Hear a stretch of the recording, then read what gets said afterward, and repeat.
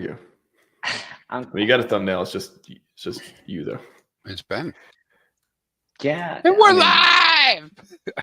Yeah, we're live. Okay. So that's my homage to Matty Allen. Nice. I mean, I don't have an intro, so thanks, Crispy, for that. Awesome. It's guys, it's an honor for me to host you and to discuss HEX for 2024 of what we have experienced.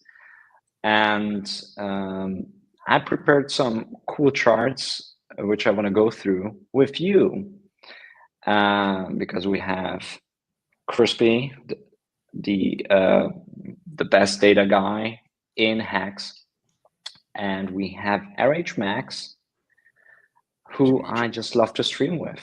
Not the best data guy. Too much credit there, dude. Yeah. I stream from time to time. Yeah, I can't keep up with you, man. That's for sure. You're the most maximalish on the whole ecosystem, Max. Always positive. I find. To correct you. Yeah, I'm at Maxi for RH Ideals. His products are a natural extension thereof, and the HEX token, I like it a lot, and I will not give up on it. I will not fail. This will happen, and it's already happened. And are we talking about HEX? HEX? Is that what you're talking HEX token? about? And not giving up. Listen, this is like the biggest bear trap. I mean, if you want to apply it to HEX, you can just apply it to that. So last time we were together, I did take that negative side of the whole staking yield thing, because some things have changed now, as far as, can you guys tell me the OA is not going to do anything? Nope. Can't tell me. So things can change anytime. Right. So it can change it, at a drop of a, well, I don't know, whatever. Anyways, yeah, whatever. Drop of the chart. But here's the thing is what people don't understand, and why I kept saying it on that stream, it's very bullish for me and for you. If you're in HEX, it's super bullish, right? I mean, there's literally no inflation coming out, almost none to anyone else but the OA. And so it definitely puts us back into you got to trust in the benevolence of the OA, right? But that's always been the litmus test. That's the thing. And so, man, this can just go insane now. Oh, and the Godwell stake too recently. Like I was talking about that the other day. What is the effect of that? I think was it around 1% more percentage staked? And did that affect the payout a little bit maybe? Or was it just a rolled over, so it was just status quo for the next 4 months? Well, I mean, I saw you post about it, but I've been working really hard this week on some stuff. And so did he end stake first, or had he already end staked? I think he end staked and then restaked for 4 months, if that's correct. So he comes in with size, right? So if he unstaked, he minted HEX. That minted HEX now drives the payout up. But he absorbed some of that payout by adding new T-shares. Yep. Okay. Yeah, that was another big event. You talked about the OA making moves, and then the Godwell now making moves too. So that's hopefully some cool stuff. Well, yeah. I mean, I'll just give you this little piece, Ben. I'm sorry to talk over you, but real quick, I believe I Quattro Cinco this month. I did a substantial amount. Because I did too. There you go. All right. Why is that? People want to know. Well, you say first. Well, I always do, and try to consolidate multiple smaller stakes, and then into one stake. Because at the beginning I did many small ones, and I actually don't need that many stakes coming out within a year. So consolidate, and I have a staking ladder, and I like to just roll it to the end. Because I have already stakes in the other years. So super important point. Yeah, and I didn't have one for the 1 in 15 years, so I thought that's a good time. So it was just more of a cadence, or was it not based on recent events? No, it was actually planned, and yeah, with recent events, I thought oh, nice, why not now? Okay. Well, I also had planned for it, but there was a big change, right? You know, so I had planned to do a Quattro Cinco anyways, but 1, 2, 3, 4, right? Let's do 1, 2, 3. 1, 2, 3. 1, you got to have your short-term vision, whatever you're doing, that's got to be covered. 2, your medium-term vision. What are you doing next cycle, the cycle after? But long-term, man, for a long-term play, I couldn't move fast enough to stay Quattro Cinco. That's how strongly I believe in that, because I do believe in the game of HEX, right? I'm playing a game of HEX, which is get more units. And if I want more units as opposed to you guys, well, you're not my adversaries, but we're player versus player, right? If I want more, I got to have more t-shirts.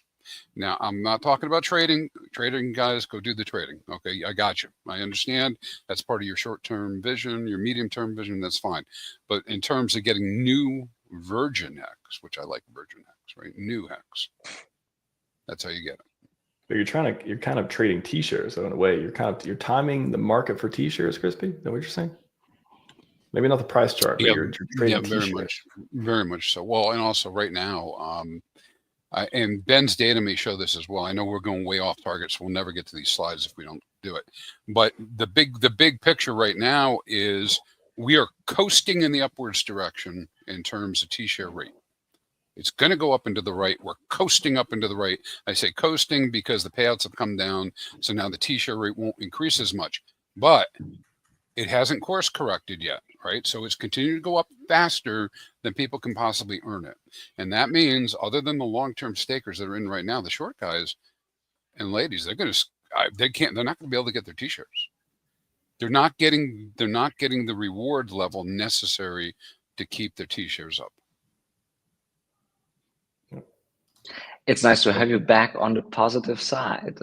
But I very much liked also our last discussion, which was, I think, a really great one, which was like a ping pong. I wasn't really negative on HEX. You were not. What it is now, I try talking to somebody new and convince them to put $10,000 out, Quattro Cinco, and they're going to go, why? Why would I do that? It's 7%. Price appreciation. Well, I can hold it and get price. I mean, everything is lined up in a way that, unless you really believe, you don't believe. Well, Crispy, what you do, you get real close to their face and you scream, "T-shirts! Could you understand them?" And then that's how you onboard people that I've heard. That's what I understand. That's right. Well, I've said for a long time.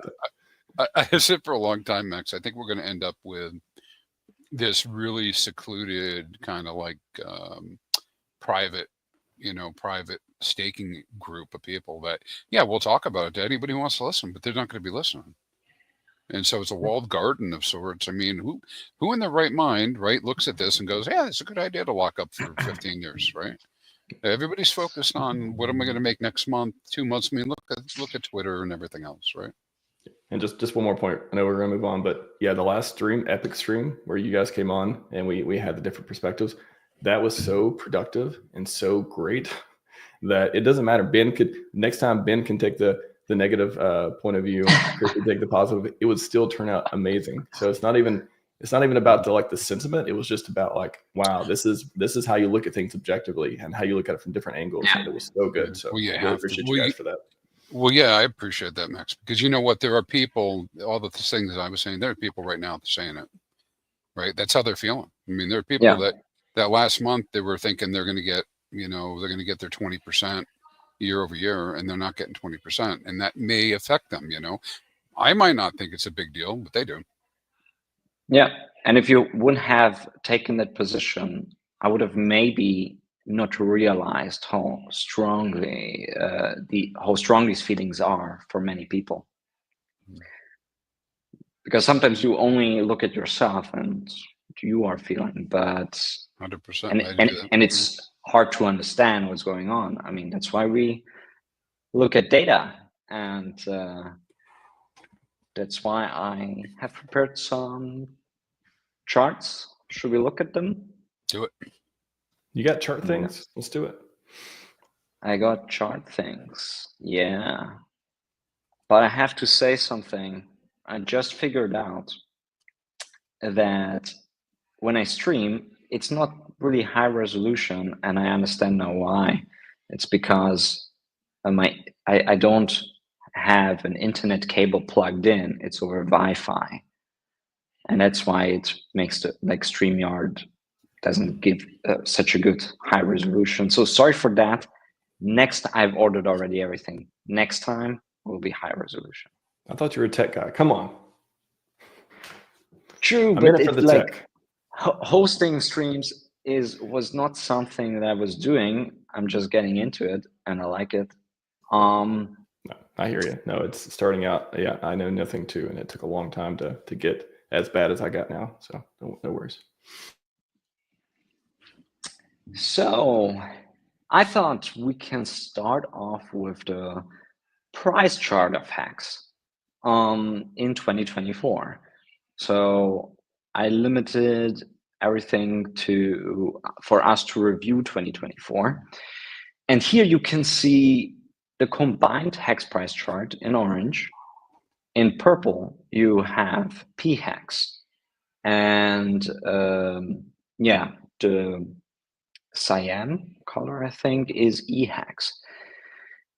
And this is from the beginning of 2024 until the end. And what you can see is that PHEX actually ended up higher at the end of the year than at the beginning of the year, as well as the combined price of HEX ended up higher at the end of the year than at the beginning. And we have to tell that people because I think it's the end of the world currently. Last year was the year where the HEX price stabilized since 2021, where we were finally stabilizing, finally a little bit up. And that's when the yield actually turns into real yield. Not so much for the EHEX, as you can see, because EHEX started at half a penny and ended at 0.4, we can say. And so PHEX was really carrying it. It started like almost at a penny and ended up at 1.4 pennies. And we ended up at 1.8 for the combined price chart. Any thoughts to this? Any thoughts to, I mean, the price chart also tells us the story of what happened in HEX during the last year. What are your thoughts? I'd say immediately, I would say people need to zoom out. And I know it's difficult for them to do that, but they need to zoom out and take into account everything and understand that we don't know where things are going to go exactly. But I can tell you that even from looking at what I consider the use case for HEX to be is to create a long-term staking ladder that you maintain. People who did that with even EHEX by itself are in a profit. Right. Sure, I can cherry pick sometimes, but I mean, if I go look, like from day one and said every week put $100 in, stake it for the average staking length, they're doing pretty well, right? And and then on top of that, they got a copy when we went over to Pulse, and so yeah, I think when we really focus, I don't like the prices being down 50%, 80%. From the last high and all that, but I think people need to zoom out and kind of like take the information you're providing them and be able to say, yeah, okay, so it's not dead. It's not dead. I mean, look at the liquidity that's out there for it. And of course, it's getting a little light now, but liquidity go down though a little bit too, yeah. which is again, do we turn into season of price go up instead of season of yield too? Oh, the volatility is going to be insane. It's already insane. It's insane, yeah. Well, in one day, everything can change. My question too so when LA made the move to stake on both chains, what would happen if it was just staking and reducing the yield? I mean, did it have to happen on both chains? Because if it just happened on, just reduce the yield on, PX, then on the EHEX side, would there be a migration over to that side of like, okay, if you want yield, EHEX is the yield chain. And if you want, if you don't want yield, then stay on Pulse. Did it need to happen on both chains? I think it's something I don't think it's been explored yet, at least from conversations I've heard. Crispy, you wanna? I'd say in terms of HEX and supporting the chains individually, yes, it needed to happen on both if that was the approach, and that's what was needed, because I think it's a stabilizing force that we have so many t-shirts out long and so many out short. It basically creates the perfect situation for the 2029, 2030 stakers to emerge the end stake and to spread all that 33 billion, 34 billion HEX that would come out and spread that to the OA in great quantities and also to everybody else. So yeah, I think you can come up with some other strategies. Like if he had just done it on EHEX, then people might have looked at EHEX differently and moved over to PX, right? Yep. I think the same way. It needed to happen on both chains to give us like a boost, and because they're so coupled in behavior, that's why you want to boost them both and reduce the inflation on both sides to get the maximal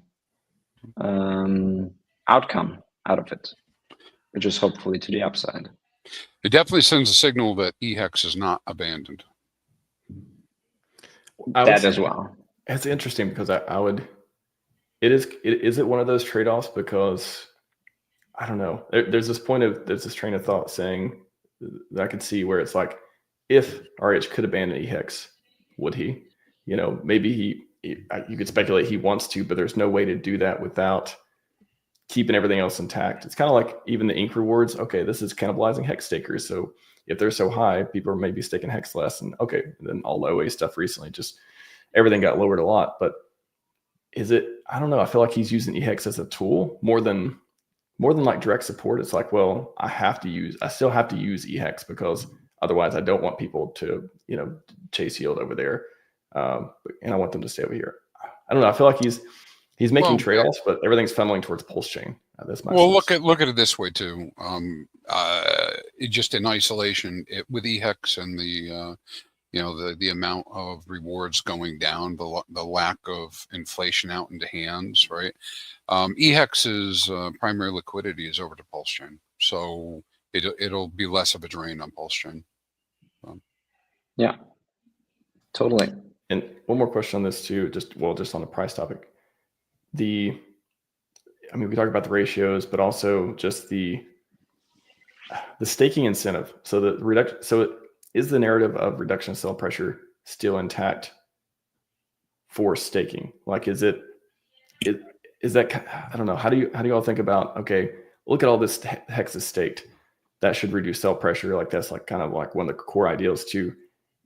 Now that there is less yield coming out, maybe less staking. We don't know. I'm very excited to see the February statistics. Actually, I was literally thinking about the other day. I'm like, I can't wait till Ben has the Feb statistics or whatever Crispy has on it too.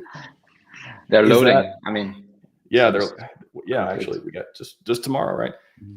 How does that? Yeah. What do you think? Yeah, well, I think the narrative is still there, but it's weak in comparison to everything else going on. Of course, if people lock up more HEX, it won't be available. But I don't think you can lean on that as the primary narrative. I mean, the OA and the Godwell completely squash, the power that people are bringing into the system that long. So if we can't lean on, so if we can't lean on staking to reduce sell pressure, is there something else we can lean on to reduce sell pressure other than speculation? Price go up, I don't want to sell. Yeah, well, I think, like I said, it's still there. It's just weaker. I think the OA's done it. I mean, it's like a 300-pound gorilla, man. I mean, what else could you do? Lock more of it up? How much more can you do? I would like to see more of the user circulating supply getting locked up for longer. Like that would be great. It's great that with the yield. That's the piece. It's like, how do we get people to stake unless they literally believe in the T-share narrative? Like the T-share narrative is a strong one, but it also requires a lot of belief. It's really, this is kind of what my point was, and Ben, you get Taylor in there asking a question in the chat that kind of corresponds to this or is related directly to this. Here's the deal, right? Yeah, it's going to be hard to explain to people to do it.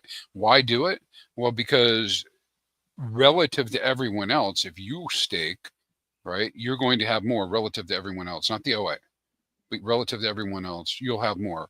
And that plus price appreciation is how you win. Yeah, you can. And remember, Max, when I maybe came on the first time on your show, I tried to explain that HEX is the ultimate store of value because you can, if you stake longer than the others, we take the OA out, then you increase your relative share towards others, and you own more in the system than the others. You cannot do it in any other system. You can do it in HEX by staking longer than the others, which is like, okay, we try to figure out what's the average staking length without DOA. This time we really have to calculate. And then we have that number. And if it's like 6-7 years, then if you stake 8 years, you know that you are getting ahead of the others, of the majority. Yeah. But the average is way low, right? So, I mean, yeah, as long as you're medium to long term, you're in good shape as compared to other people. Yeah, you cannot do that. You cannot do that by staking pools or Ethereum. It's not a system like that. It's not how they work. So that is very unique. It's a unique system that, like, not even that it doesn't even exist in the real world. Like, I mean, in other real assets, not in digital assets, not in crypto assets. And within crypto, it's also the only one. There's a question, Chris, you mentioned earlier too by Taylor. Ben, if you want to put it on the screen, you just click on it. But yeah, what's the point of selling HEX now that the yield has been cut by 4x? That was the whole point and draw of HEX. Does it shift to? I mean, kind of my question too. Like, okay, if you're not getting a lot of yield, it's not reducing sell pressure. Why would you sell? Oh, sorry, the comment after or before that. Before that, yeah, a couple up. Yeah. You're not like the reduction of yield. Yeah, it may de-incentivize staking, but does it also de-incentivize selling? So what's the APR right now for Quattro Cinco? 7% roughly, ish.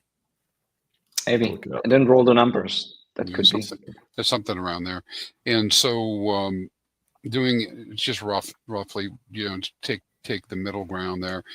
What we're really saying is you can stake HEX for 3 to 4% on average across an entire ladder, and you're going to get 6.5%. Okay, so you get 3 or 4%, per year on your entire ladder, right? And that's just everybody's ladder could look different, but like a smooth ladder, that's what you would be getting if you averaged it out. And so that's the argument, right? That's a low number. There was a lot of people that were complaining that the numbers were too high, and that a low number like this is more sellable to people. Just a quick numbers too. For a million HEX, 5555, about 6.5%. For the same amount of HEX, about 365, 2%. Yeah. So you can take the average of those and come up with roughly what a ladder would pay. So that's the argument, right? And so in a more regular, more controlled inflation environment, right? Those people who are staked, can count on being able to have that level of reward. And with price appreciation, that's the argument. Right.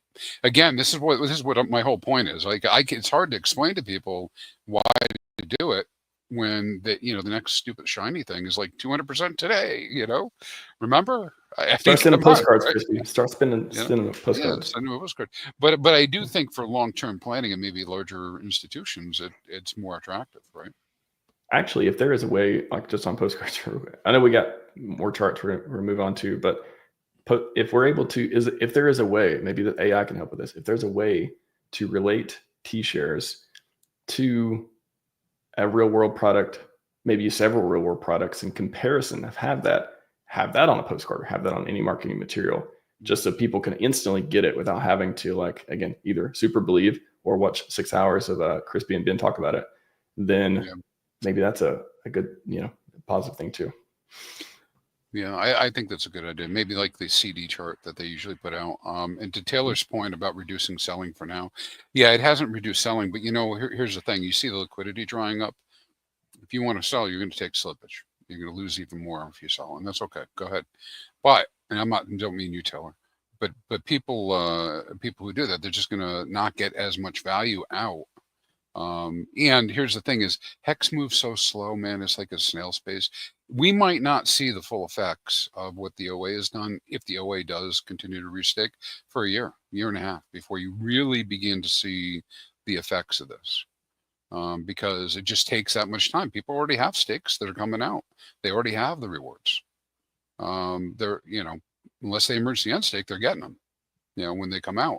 And so it will take some time for this to course correct the system. Yeah. Now it's more like a psychological effect that we could expect, but the real supply effect, we should see it slowly. Yeah, it's a litmus test to just how much you believe in the whole thing, right? And like always, like we always said in the past, right? People don't believe, then they don't join, don't do it. Yeah. But I'm pretty, and again, I'm playing the game of HEX where I want more units in 15 years overall, and that's where I'm headed in that direction. But it just opens it up for so many things, all of this, right? Because I don't know about you guys, and I know we're never going to get through these slides, by the way. You had like 55 slides, right? But the point is this: with all this that happened with the farms and people now fading staking, blah blah blah, what do they end up with? They end up with assets liquid. What do people do with assets that are liquid? They poke them with a stick. Oh, look at that. Nothing's changing. Oh, it went down again. Oh, it went up. It went down again. What do they do with it? They're going to sell it, man. That's what people do. They're going to chase everything that they can chase and chop it up. Not everybody, but I mean, you think half these people that have ink are going to make it out with the ink that they had? Oh, no, they're gonna be swapping it all over the place, right? And yeah. Let's say it could be pretty subtle too. It could be like, let's take 20% and put it in this lottery ticket deal. Oh, but oh man, this HEX thing hasn't moved for a long time, and now actually I don't have any more HEX. I got I got 100K HEX, and I got some long-term stake that I'm not going to look at for a long time. I'm heavily incentivized on these other coins, much more, and again, hopefully they make gains, but I imagine a lot of people get rinsed doing that too. That's crazy, man. I mean, I'm talking from experience. I took all my pulse out of my pulse, and PulseX has been in the farms for 2 years. How long's it been? Almost 2 years now. And now they're not in the farms. I have this pulse sitting there. What'd I go do? I went and did something with Validator X. I went and did something that earns me more. But then I said, I need to support this token over here. So I went over and converted it to LP. I mean, there's just all sorts of things people are going to do when things aren't locked up, when it was out of sight, out of mind. And I'm just pointing out the obvious, right? You didn't go all in Trump coin? Trump coin? No, I did not. Is Trump coin out? I haven't seen it. CHUMP. So no, Trump coin, but Trump coin would be a funny one too. Now you just created it. Somebody's going to go make it now.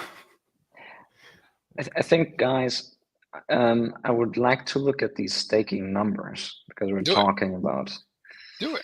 How much was the staking in 2024 overall, in perspective, to see where we can head towards to or not? So let's check out the yearly charts for staking.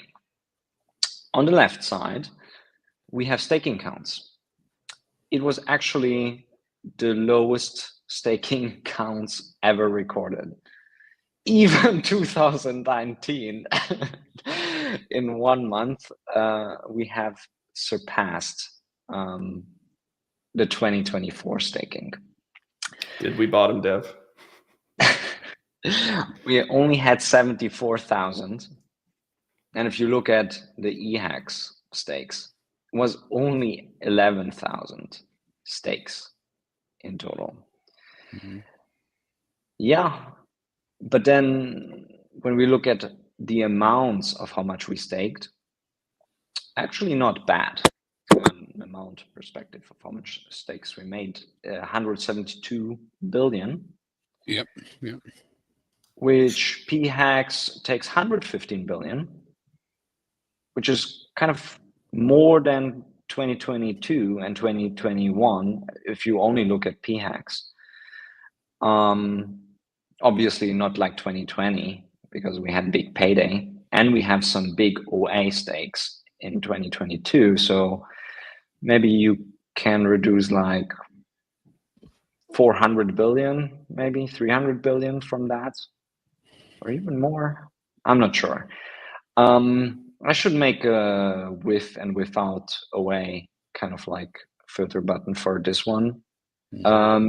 But it's great to see that, okay, if not the counts of stakes, but at least the amount of stake is quite promising and on an upward trend. Any thoughts? Just to kick off, I mean, somewhat a stake related question. The 3650 versus 5555 T-share preservation, it's always been the reason, because longer doesn't pay better anymore. Bigger doesn't pay better anymore. But has that changed? Do you think with, these based on these staking stats, based on whatever, do you think people are going to do more? Will we see more 10-year stakes versus 15-year stakes coming up? Even, assuming people start laddering from 10-year down? Or do you think, there's different pros and cons of 5555s, or sorry, different advantages with 5555s with Hedron, which takes HSI bonus and stuff like that. But has anything changed for that? Because that's always the thing of like, okay, you get to preserve T-shares, but that's 5 years longer. What does it feel like today to go with that narrative? Well, there's something that's so I think that 15-year stakes will be more than 10-year stakes for a long time, for a long time. This might change only, let's based say, on numerology, because it is a cool number. It is a cool number. It's the longest stake. It's, in December when it's a birthday party, and then we like to stake together this magical number. So I think that won't really go away. And also the benefits of 15-year stakes are outweighing, as well as there are these other projects that you can benefit also more from if you stake 15 years. So I can only see that changing like maybe in 13 years from now or 12 years from now. But even then, maybe 5555 will be just so iconic that you will always see more.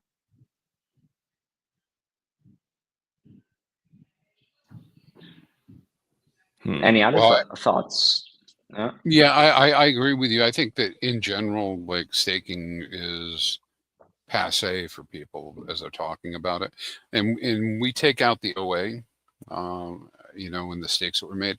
Quattrocincos are actually lower; they're going down again, right? And so I haven't compared them to 10-year stakes, but I'm certain that 10-year stakes are probably lower as well, but we could actually go check it. But the thing is, unless you're doing a ladder, who's going to do a 10-year stake? If you're going to commit and you understand, you do Quattrocinco. And then if you really want to leverage it, you're going to go make it an HSI. And if you really want to leverage the HSI, you're going to go put it in actuator and borrow against it.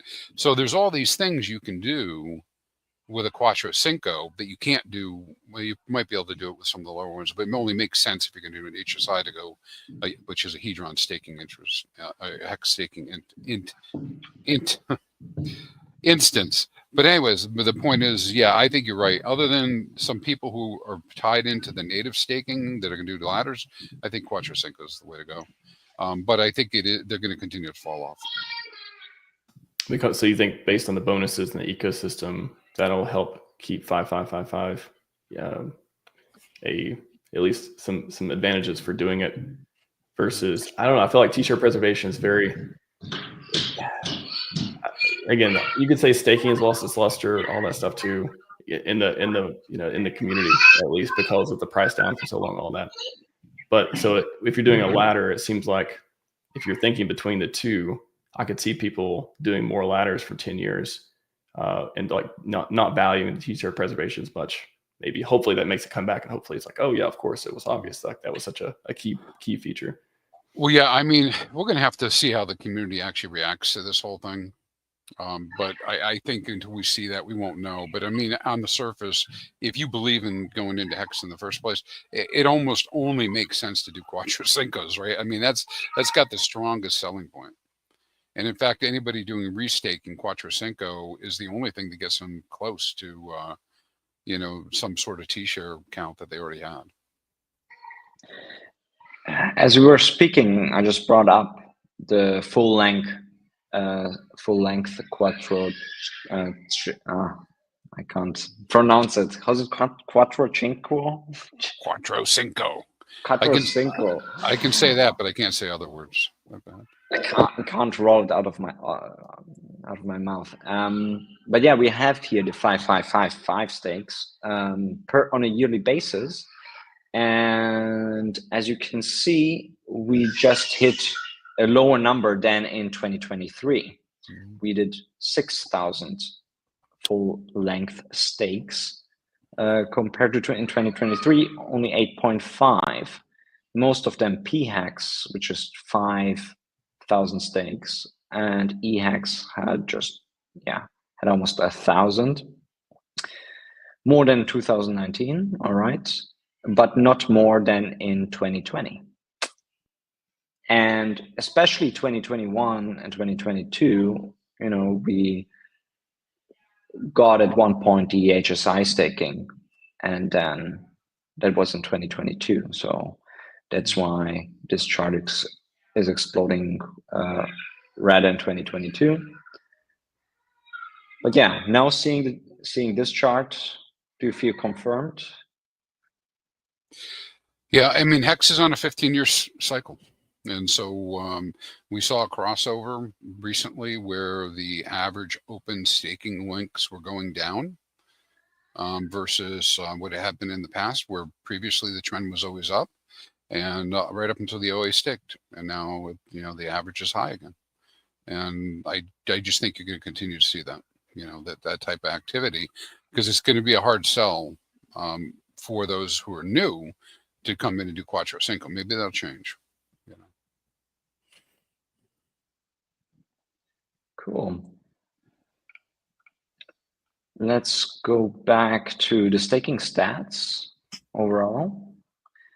Here I have two new ones, which is new stakes length per year, meaning these are the average and median stake length throughout the year, but for new stakes. So it's not the current active ones.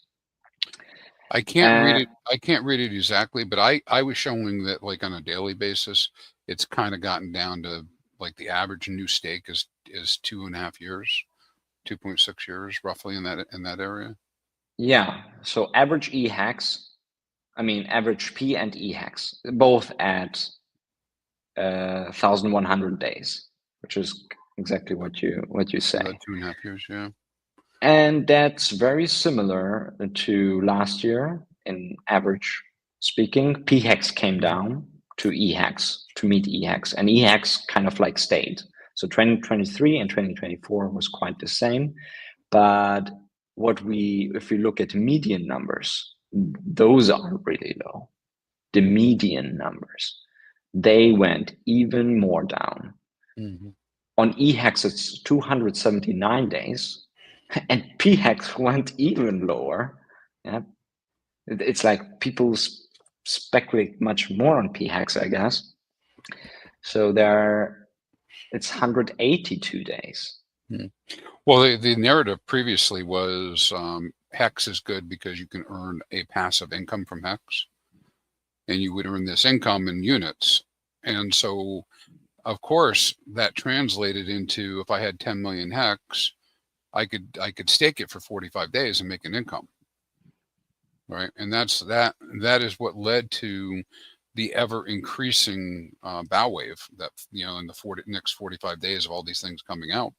But now that's been eliminated, I believe, because certainly people won't make what they were making by doing that, and now they have to readjust. So Yeah. So you think we should see an upward move on these charts for next year?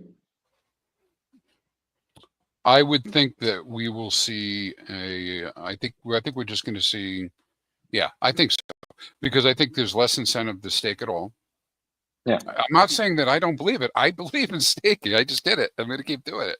But I think there's less incentive overall. And I think and if there is incentive, it's Quattro Cinco. And so, yeah, it's gonna have to go up. Less incentive for short ones, more incentives for long one. Yeah. So I think we should see lower ones. And yeah, but a nice chart obviously is to see that in average, more and more is staked.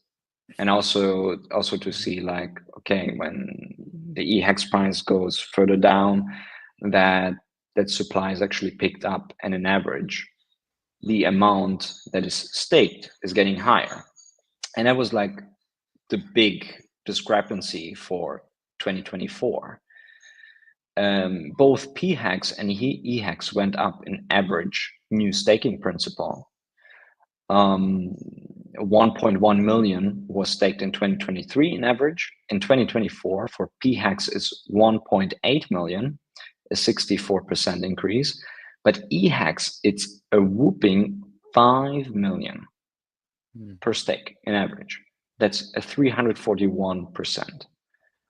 And this was always my argument that EX can never die, because at one point the supply is getting picked up and locked away by some hardcore people. And I think that's what's happening, and that's why the average got so high. Thoughts on that? Yeah, I'm with you on that. I think just simply high-level observation. Somebody went over to HEX Daily Stats or Stake HEX today or something. Well, HEX Daily Stats, I guess, is the right place. You went there and you just looked month over month. What you would be seeing is that the amount of HEX locked into contract is staying the same or going up month over month over month over month. And so even though we are concerned with inflation, etc., for the most part, people that were getting their HEX were restaking at least their principal. Well, the players that are in there, I don't know who's doing what, but I mean, at a high level, that's what we see. And so if that continues, we may see it become even more prevalent, right? There would be less HEX on the market. Yeah, totally. Has the just for staking and I guess ratios question too, since EHEX, the ratio is, EHEX is much cheaper than PX, and who knows if it's going to go up or down in the future. But before Pulse Chain even launched, I remember the narrative, or one of the narratives at least, was maybe EHEX will be, I've talked about this, maybe EHEX will be for whales because they don't care about gas fees, and the yield back then was around the same and all that stuff too. But again, the price way down for EHEX. And then now it's the yield is both very, very low for each.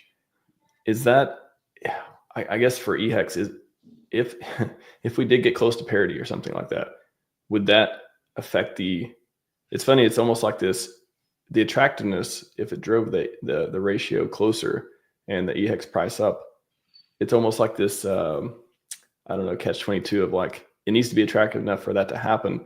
But at the same time, if it happens, would people be less attracted to using it as a tool for staking, at least? And it would just be, traded a lot or otherwise, or just for whales.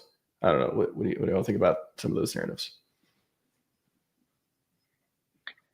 Well, I think that picking up major supply and owning a bigger share within EHEX will be always interesting, especially for bigger players. And then to remove it for 15 years, if they are a long-term believer in HEX in general. And then to get a slightly higher yield on it, I think that's like quite interesting. As well as recently, there was a moment when pulse chain fees were higher than Ethereum fees. Pulse And chain that's fees what went we- up for a minute. Yeah, that's crazy. That was very fun, but it shows the trend that while Ethereum fees were coming down in the last 1 year, pulse chain fees were growing higher. It's not actually really near, but the trend is like that. So if more and more adoption is coming to pulse chain, then we might see, you know, fees going to similar ranges. And but that comes with higher prices, obviously. But yeah, and then if you would have made the play, you know, for HEX in advance as a bigger player, then what's the big difference in 10 years from now on? If you think that Ethereum will exist. And I quite think that Ethereum will exist. It has a good track record of existing. That's another interesting question to explore too, is like, which one is more likely to be, you know, which HEX is more likely to be, you know, survive, thriving, whatever you want to call it, in 15 years? HEX on Ethereum, HEX on Pulse Chain? Will they both be? It's like you weigh all these, like, oh, what if Pulse Chain, what if they shut Pulse Chain down? And the other side's like, well, what if Ethereum gets abandoned? And then there's like this in between of like, well, what if they both do well? No. Yeah. And, you know, if like EHEX would be all of a sudden higher priced than PHEX for whatever reason, then maybe I would shift some more EHEX into PHEX back, because I like to control more of the supply. But I might not be the only one who thinks that way. Yeah, if there are enough people thinking like that, then maybe. Crispy's Both. connection is watching ETH Fair right now and just scooping up all that supply, aren't you? No, I haven't been over there at all lately. I faded it. And we were talking about fees and Ethereum, and I have a small like chart here for that, which is transaction fees paid by interacting with HEX yearly on Ethereum. And it's good that we reduced it to 1.9K Ethereum that we burned over there for interacting with HEX.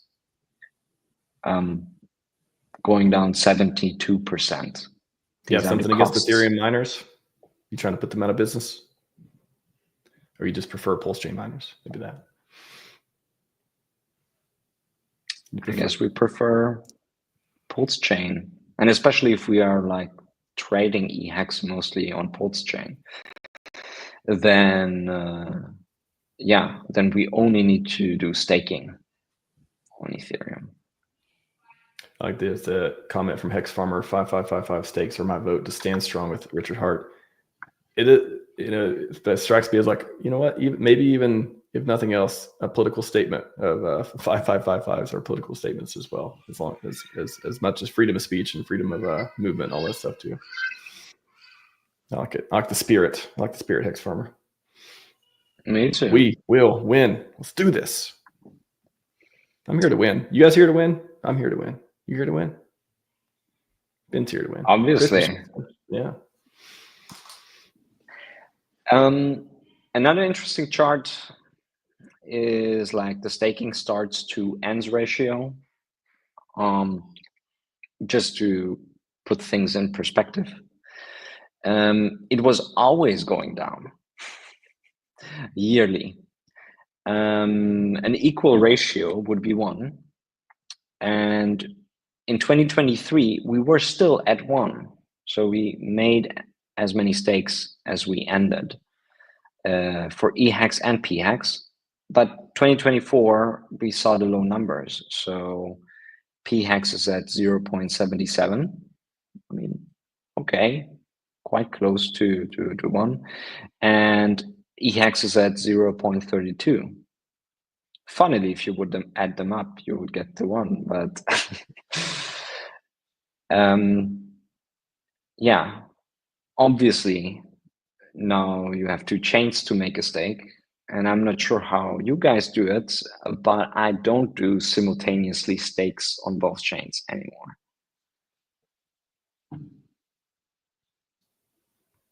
Yeah, you want to explain HEX. why don't you do stakes on both chains? Just curious the thought process. I imagine that's what people are interested in too when they're thinking about this. Well, I think about like a unified ladder, you know.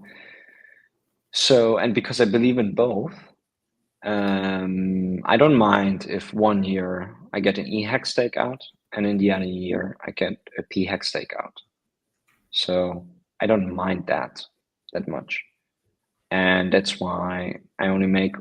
So I get 2 stakes out from my old stakes, and then I make maybe only 1 stake on 1 chain, wait maybe for the other chain to some other stakes come out, and then make another one on the other chain. Or if I like to scoop up EHEX with my PHEX, if the ratio is quite low, then you make only an EHEX stake.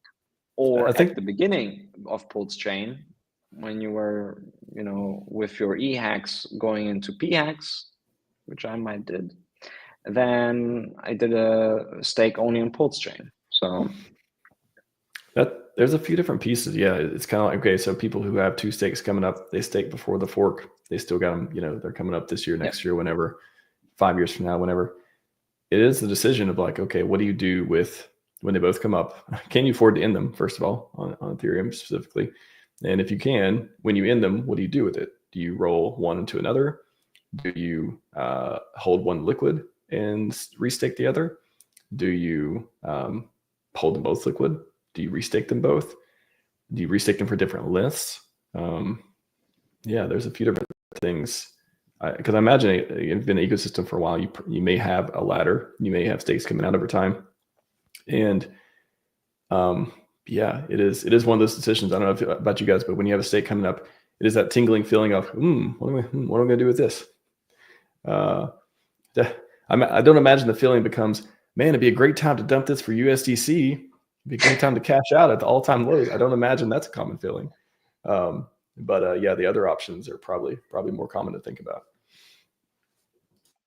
Yeah, I mean, some people really prefer PHEX, and then they might just, if they have some value on Ethereum, and those stakes are viable, maybe they get it out, transfer it to Pulse chain, get into PHEX and stake it then on Pulse chain.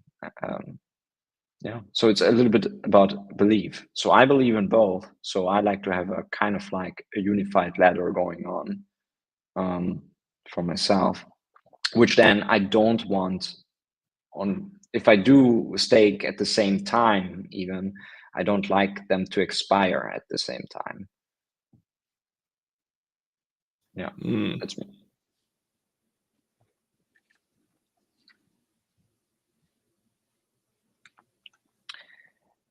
We will not make it through if we don't move on with. Let's move on.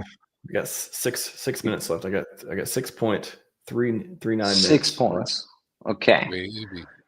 Let's go with the yields. You guys can keep going if you want, though. I can drop. You guys keep going. Either way, but yeah. 6.39. I think we probably need to do more of these. That's all. Yeah. Let's go quickly through and see if you have any thoughts to it. If not, then we move on quickly through these charts. This is like the average realized staking yield, and let's say since 2020, 2021, 2022 were quite similar. I mean, you have here 4 options. One of them is like the average realized staking yield, and then you have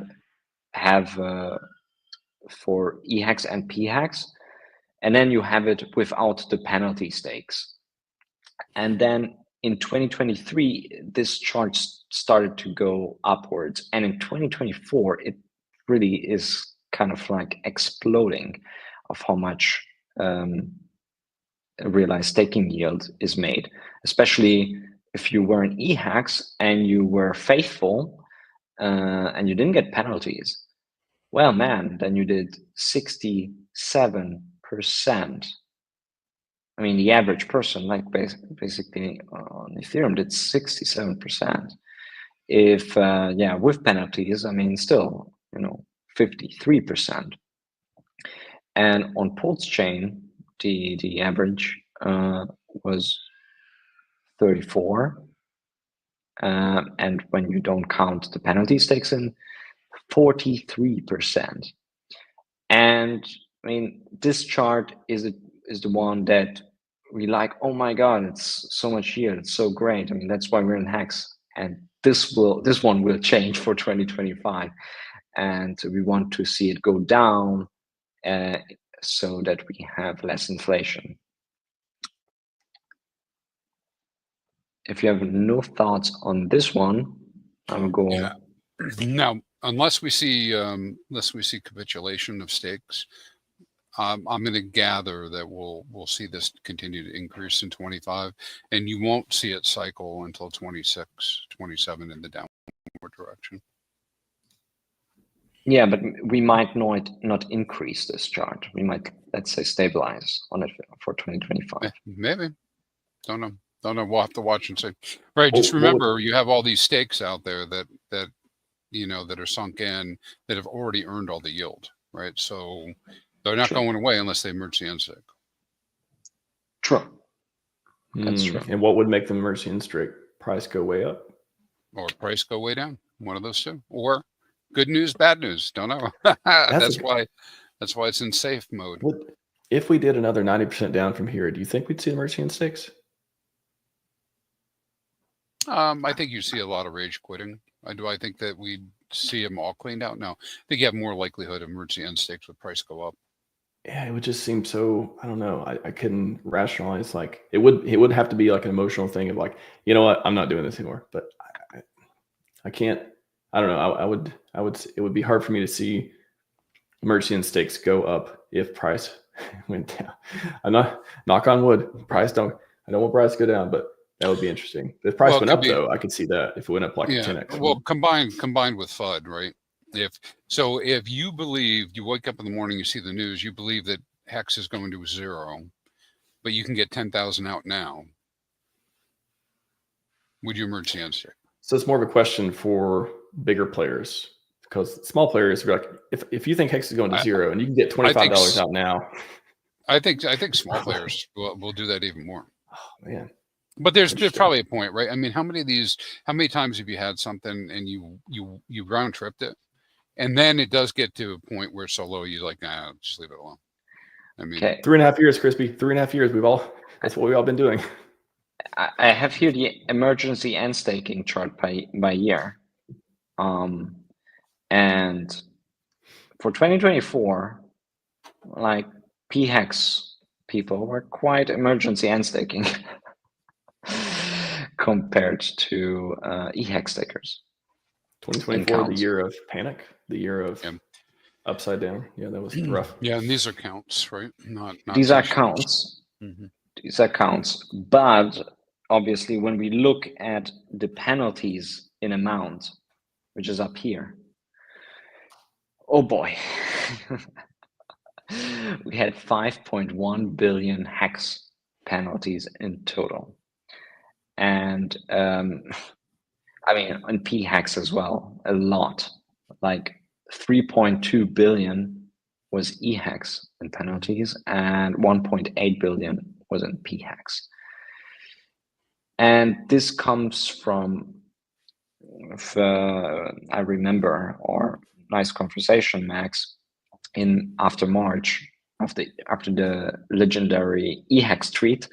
There were a couple of whales like exiting HEX emergency end staking, and that's where the majority of the penalties are coming from.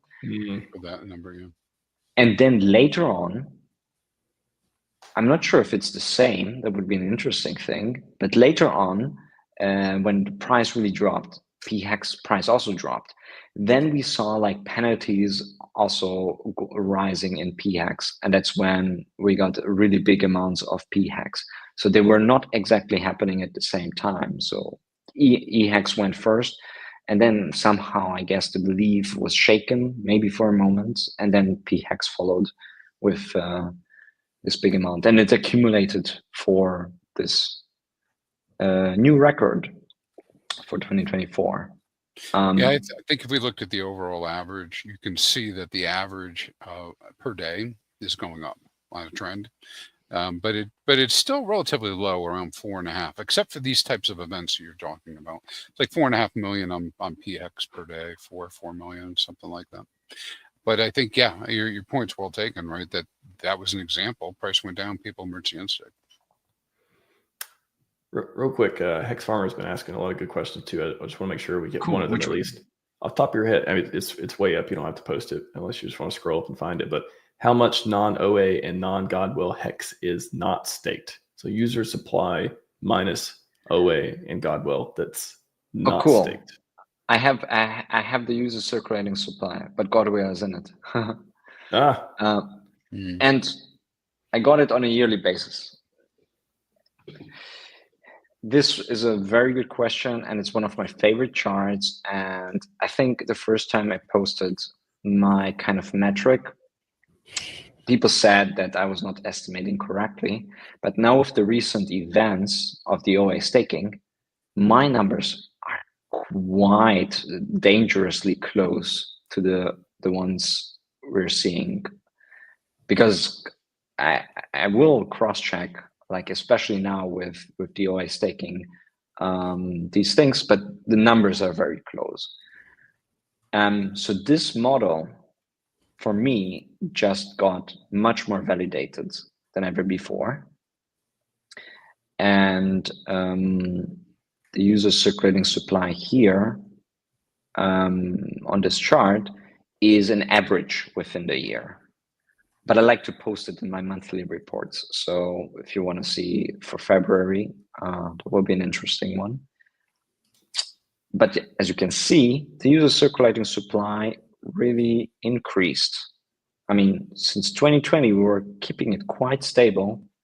And then with, and if you go into a monthly view, you will see that since Port's chain launch, really the user circulating supply started to increase drastically.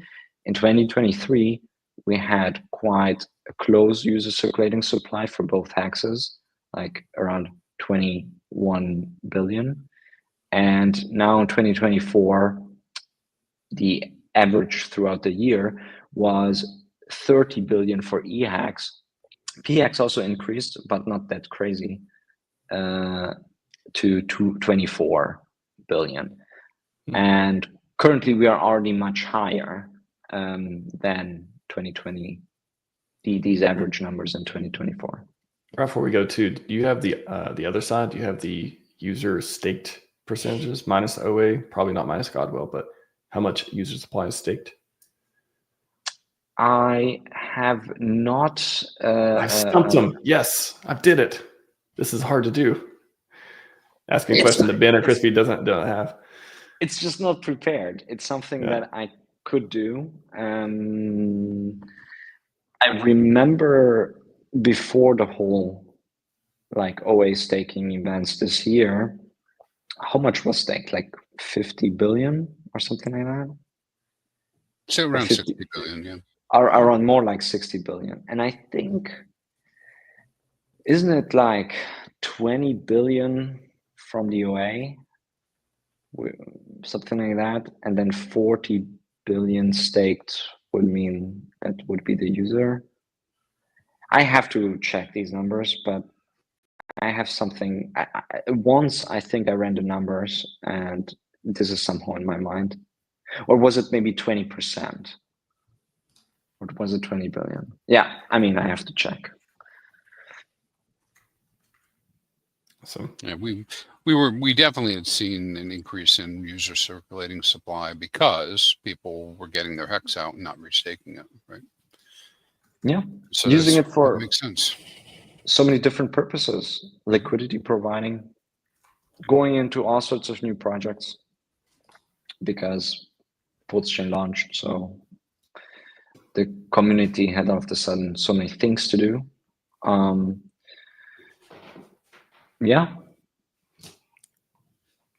I think there are many explanations why. And staking at the same time started to really slow down the active stakers, the new active stakers.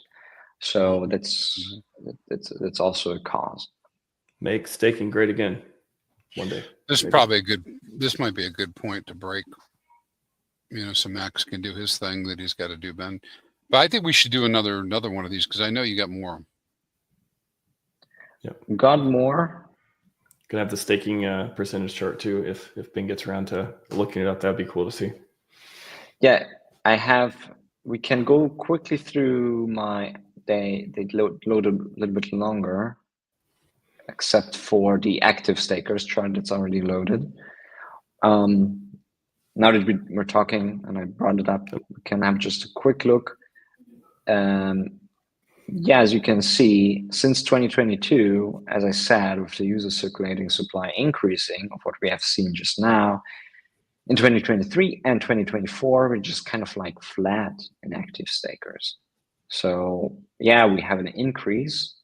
I mean, the green line is kind of like a combined version with 132. It's also an average throughout the year. And PHEX increased with 500 new active stakers in average, making 126. But yeah, on Ethereum side, we went down to 119. And now it's even lower. This is an average number for 2024. But yeah, we flattened out. And that happened at the same time with user circulating supply. Nice. All right. I got to drop though. You guys going to keep going?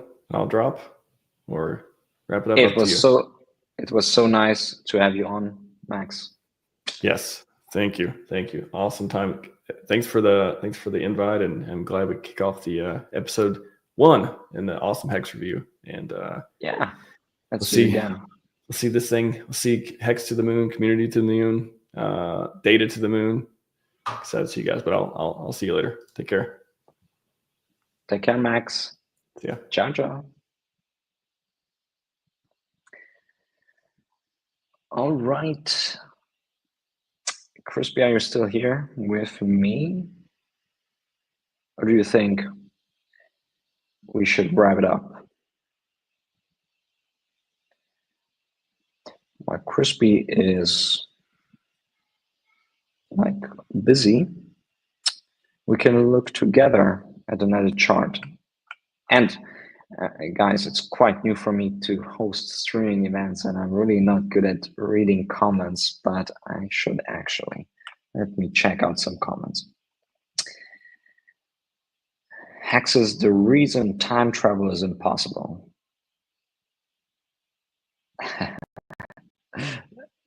Nice one. Yeah, I would like to try and travel into the future, get my stakes out, and come back and get all that nice yield. True. We have a proof. Time travel doesn't exist. All right. Thinking of the HEX being EES, while its supply is limited, the system is primed to make the stakes very rewarding. Yeah, Shellfox, that's why I like to stake, like always, also in these low yield environments. If people want to EES, more HEX for me, like before. Like in 2024, with all of those billions in penalties. Billions and billions and billions. Nice. What else comment do we have? Scrolling through the comments.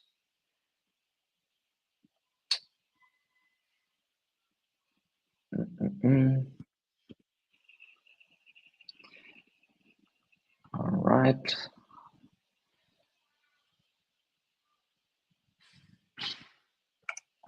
Any new comments? Thanks for the stream. Always a pleasure. By the way, what you're looking at here in the background is actually new addresses that were using HEX. So it's new users for HEX. And even though like there's not much new active stakers as we have seen, there were 63,000 new addresses for 2024. So we definitely have new HEX people, but they didn't come for the staking because we don't have 63 new active stakers, 63,000. And compared to, 2020, in 2020, we just had 59,000 new people. Obviously, we are now lower than in 2023, and obviously lower than 2021. But, it's a good amount of new addresses, and it's great to see. As well as when we look at how active users were, how actively people used HEX, we see that, 133,000 addresses were using actually HEX in 2024, which is much higher than 2020. And even though we are lower, it's not that much lower, right? Like 2023. But in 2023, we were doing actually a record in active addresses with 174,000. And when you look at active addresses on the EHEX and on the PHEX side, we have to note here that these are native usage addresses, meaning I don't count in EHEX users on Pulse chain. So for that, we can see that in 2024, we had actually more active addresses using HEX on Pulse chain. It was 101,000 addresses. So that's a 6% increase from 2023. And EHEX users were natively like at 56,000. And I would say that this might be like double if we would count in the Pulse chain side, but that's kind of some speculation from my side. Oh, Crispy, you're back. I am back. Nice. I was just going through some other charts here, but I think you also mentioned that we should wrap it up for today and come back. Yeah, I think it makes sense to do more and not less of this, Sure. because we can bring the information together. If I had more time, I'd stay on. I have to leave in about 10. So. Yeah. But yeah, this is the kind of stuff that I like getting into. Obviously, I'm digging into this stuff all the time. But I think the TLDR for everybody is, for those who believe in HEX, the future is bright. The future is bright. I just said 63,000 new users in 2024. Not staking users, but users. Holders, yeah. Yeah, it's hard to really know what that all means, because like even myself, I probably have 10 more addresses, right? So what does it really mean? But I think at a very high level, more activity, more addresses equals more adoption. Yeah, but I had quite at the beginning also more addresses, so it's the best number that we have. Yeah, I bet you I went from no doubt from the beginning I had one address. I probably have 20 addresses that would count now, So I don't know if I'm normal or abnormal, but I think might be more than the average. people just by talking to other people. I think other people just really have lower level numbers. But then there are some people like with thousands of addresses, like Sure. Like we all call them the OA, but who knows? Yeah, exactly. Well, in the old days, old crypto, right? Every time you did something, you create a new address, right? For security purposes. Bitcoin. That's how it works. Kind of. It's good stuff. I think maybe not for today, but if we get together again, one of the things I'd like to do is I created and maybe you'll do something similar. I created a tracking visual for the 2029, 2030 stakes. The ones that are supposed to come in between October and April. They're on average, they're all 50% right now or higher on average. And so you look at those stakes, and so I'm tracking how many have been emergency end staked and how many, how much HEX would come out if they were emergency end staked versus how much was going to go to penalties. And that's to one of the points in the chat. I don't know what's going to happen, so I can't guarantee to you that you'll get paid out. But the only people who will get the 33 billion will be the OA and anybody staked, right? And so 33 billion comes out in payments. Let's just say we go with the Johnny Chaos, max chaos theory, 90% of them. So we'll just use 100% just for the sake of argument. They'll all get emergency end stake. Well, 33 billion, divide that in two, 33 billion, half of it goes to the OA. That's 15 billion. And then 15 billion, divide that by 3, 5 billion, it'd be 5 billion in payout to, stakers, probably some rough numbers. It's not really good math, but, because the OA is staked, so it's going to get its share too.